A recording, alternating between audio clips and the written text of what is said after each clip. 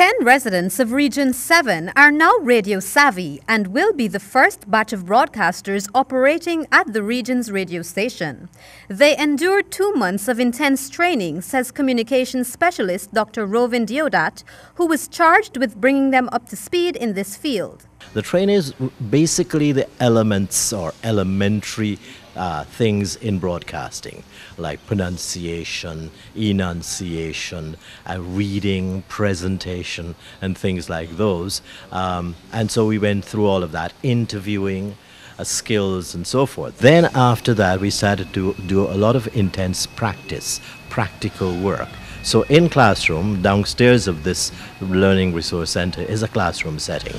So half of it was done downstairs, and then we brought them upstairs in the studio to be able to learn to manage the console. Dr. Deodat explained that the broadcasters hailing from Region 7 have been trained to operate equipment and broadcast on the airwaves simultaneously, a more intense job than broadcasters who work at other radio stations. So it's much harder than what they do in Georgetown. In Georgetown, most of the time you have an operator, and sometimes you have a selector and a DJ and all these fancy things. Here we're back to old-time broadcasting.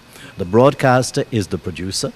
They pick the material, they decide what's going to go on the program, and they also operate the studio equipment, including the music, including interviews, and the microphone buttons. So all of that took about 8 sittings, 8 weekends. He added that the radio broadcasters in the upcoming months will be directed by relevant authorities as to what information they will be producing and airing for Region 7.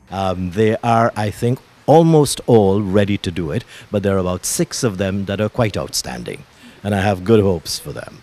In terms of the content, well, that content will come from Bartica and Region 7 itself through education, the sectors in education, in health, in social services, in infrastructure, and so forth. Reporting for HGP Nightly News, I am Kristen Macklingam.